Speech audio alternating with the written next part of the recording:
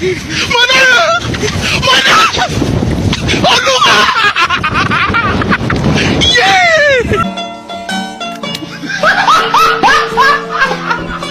Are you ready, kids? Aye, aye, Captain! I can't hear you. Aye, aye, Captain! Oh! This is Danny Remix.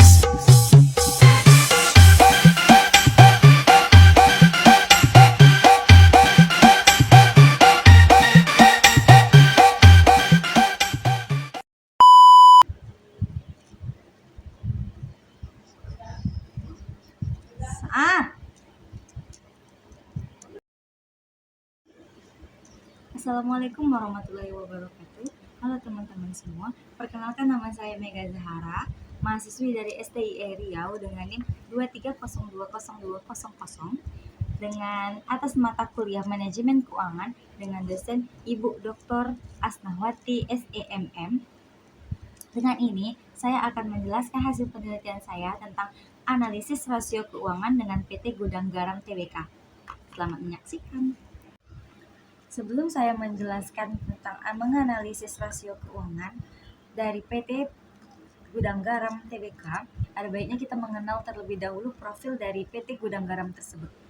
PT Gudang Garam ini adalah merupakan salah satu industri terkemuka di tanah air yang berdiri sejak tahun 1958 di kota Kediri. Hingga kini Gudang Garam berdiri terkenal luas baik di dalam negeri maupun mancanegara sebagai penghasil rokok kretek berkualitas tinggi. Berbicara tentang rasio keuangan, apa sih rasio itu? Rasio merupakan sebuah angka atau perbandingan antara dua nilai atau lebih.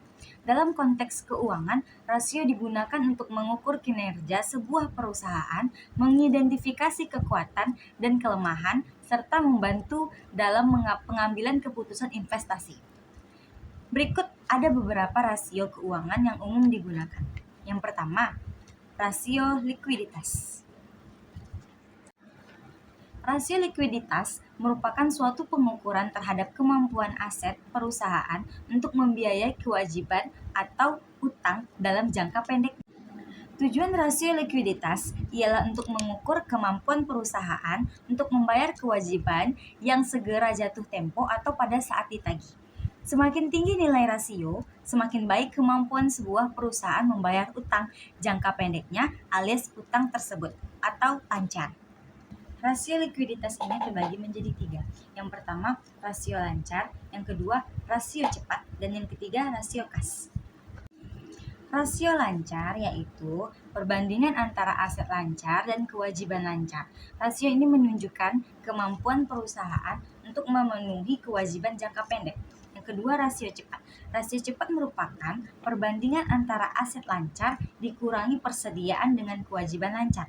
Rasio ini memberikan gambaran lebih akurat tentang kemampuan perusahaan untuk membayar kewajiban jangka pendek tanpa harus menjual persediaan. Dan yang terakhir adalah rasio kas. Sedangkan rasio kas adalah mengukur kemampuan perusahaan untuk membayar kewajiban jangka pendek dengan kas atau setara dengan kas. Yang kedua adalah rasio solvabilitas. Rasio solvabilitas adalah pengukuran yang ditujukan untuk menilai kemampuan perusahaan dalam melunasi semua kewajiban berupa utang atau pinjaman dalam jangka pendek maupun jangka panjang. Rasio solvabilitas yang umum digunakan yaitu debt to asset ratio, mengukur perbandingan antara total hutang dengan total aset. Rumusnya total hutang dibagi total aset. Yang kedua, debt to equity ratio, mengukur perbandingan antara total hutang dengan total ekuitas. Rumusnya total hutang dibagi total ekuitas. Yang ketiga, rasio rentabilitas. Rasio rentabilitas ialah suatu indikator yang digunakan untuk mengukur kemampuan suatu perusahaan dalam menghasilkan laba dari setiap rupiah modal yang diinvestasikan. Rasio rentabilitas ini dapat digunakan untuk mengetahui seberapa efektif perusahaan dalam menggunakan modalnya untuk menghasilkan laba. Rasio rentabilitas yang umum digunakan ialah yang pertama, return on equity. atau ROE. Mengukur laba bersih yang dihasilkan dari setiap rupiah modal yang diinvestasikan. Yang kedua, return on asset atau ROA. Mengukur laba bersih yang dihasilkan dari setiap rupiah aset yang dimiliki. Yang ketiga, return on investment atau ROI. Pengukur laba bersih yang dihasilkan dari setiap rupiah investasi. Dan yang terakhir adalah rasio profitabilitas. Rasio profitabilitas merupakan perbandingan untuk mengetahui kemampuan perusahaan dalam mendapatkan laba atau profit dari pendapatan atau earning. Ada 7 jenis rasio profitabilitas. Di antaranya adalah gross profit margin, profit margin ratio, return on asset ratio, return on investment. Rasio ini berguna untuk mengetahui secara pasti besaran laba atau rugi suatu perusahaan serta membantu para jajaran direksi untuk mengevaluasi kinerja perusahaan. Semakin tinggi nilai rasio, maka semakin baik pula kinerja perusahaan berdasarkan rasio profitabilitasnya. Berikut beberapa jenis rasio profitabilitas yang umum digunakan. Yang pertama, margin laba kotor atau gross profit margin. Mengukur presentase laba kotor terhadap pendapatan penjualan. Rumusnya, laba kotor dibagi pendapatan penjualan dikali 100%. Yang kedua, margin laba operasional atau operating profit margin. Mengukur presentase laba operasi terhadap pendapatan penjualan. Rumusnya, laba operasional dibagi pendapatan penjualan dikali 100%. Yang ketiga, margin laba bersih, net profit margin. Mengukur presentase laba bersih terhadap pendapatan penjualan. Rumusnya, laba bersih dibagi pendapatan penjualan dikali 100%.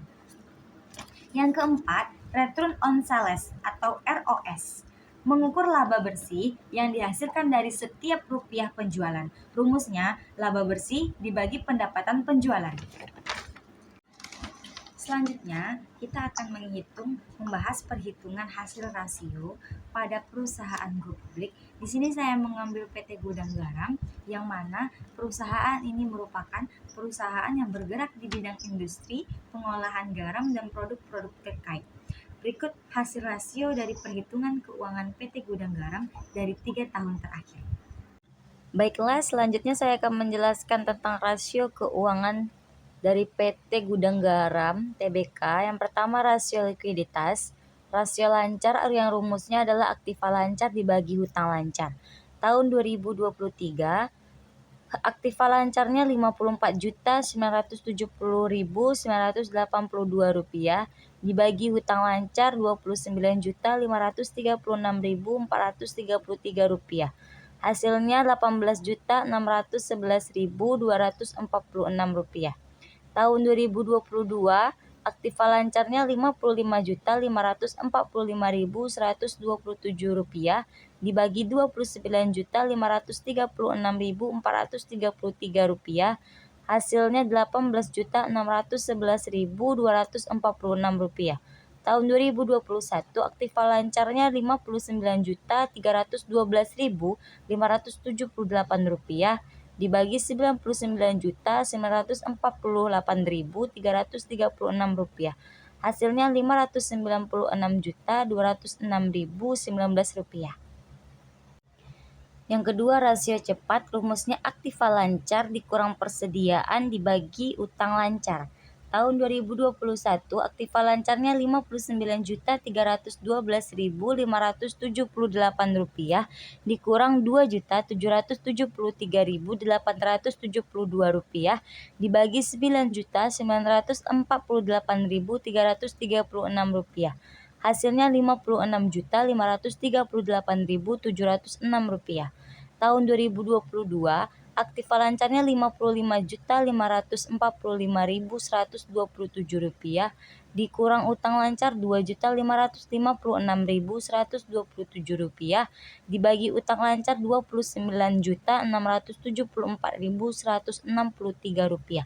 Hasilnya Rp55.545.012.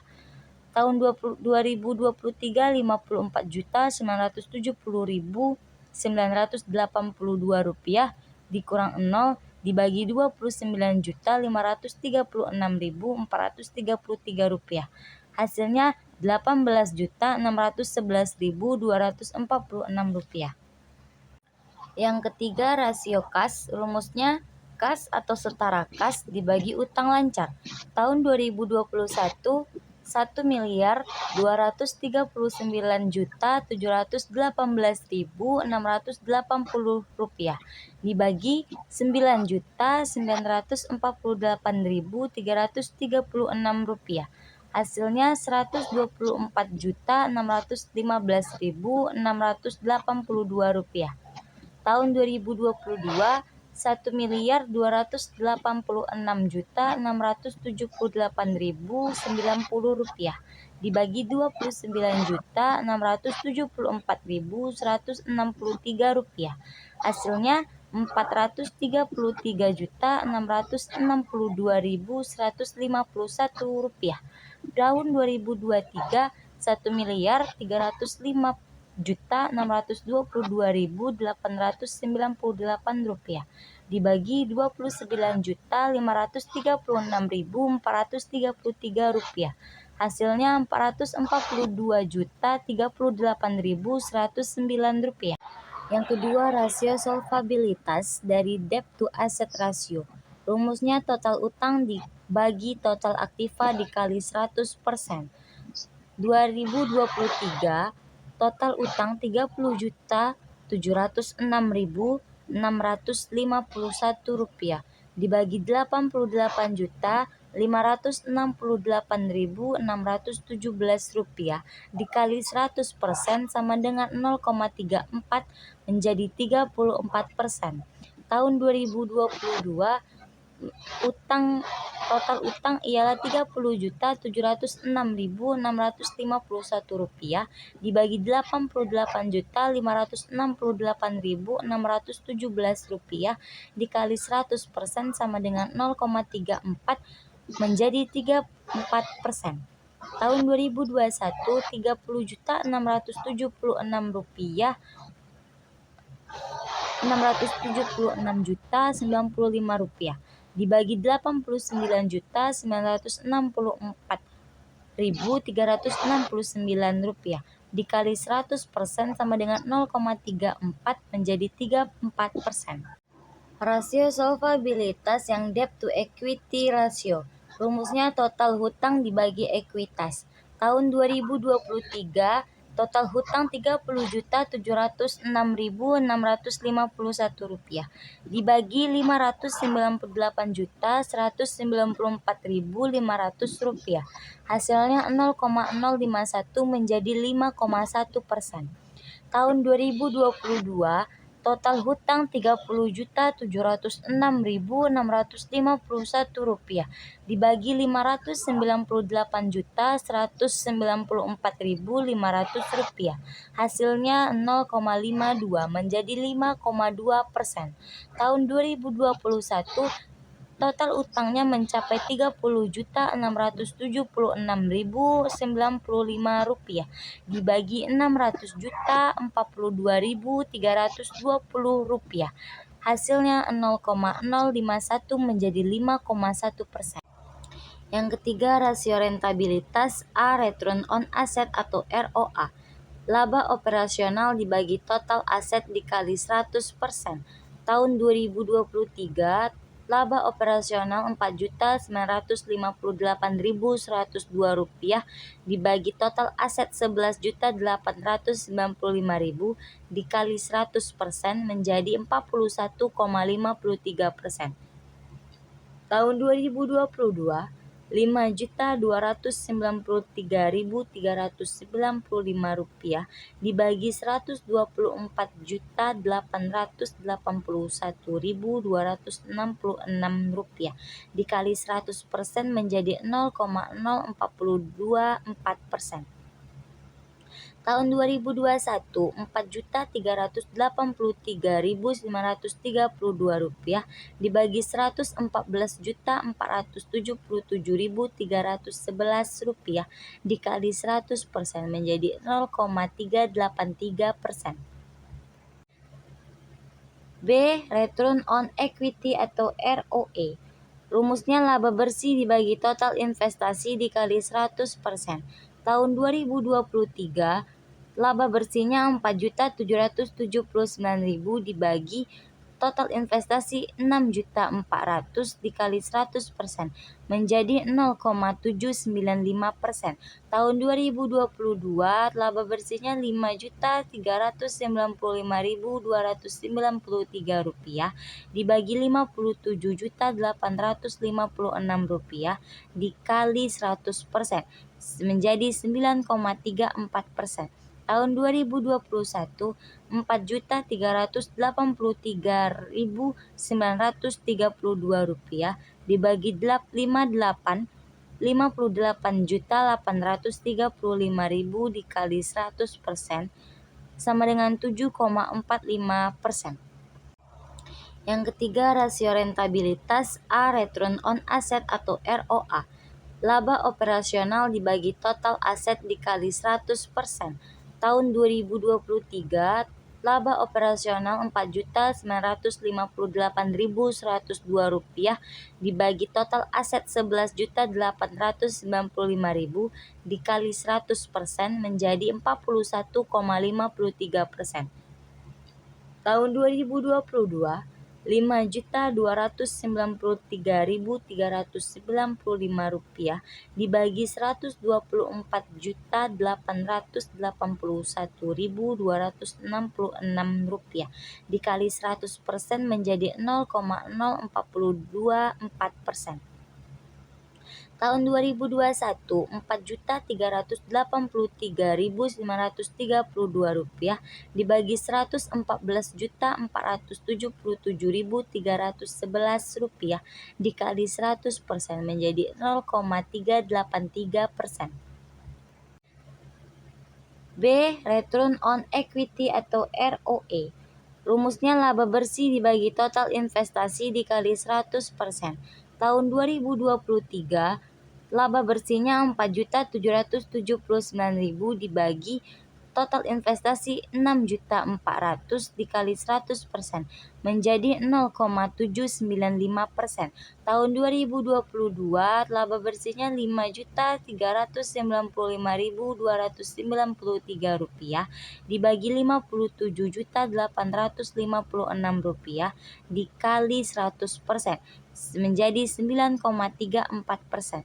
Tahun 2021, Rp4.483.932 dibagi Rp58.835.000 dikali 100% sama dengan 7,45%. Baiklah teman-teman, hanya ini yang dapat saya lampirkan dari hasil analisis rasio keuangan PT Gudang Garam Tbk.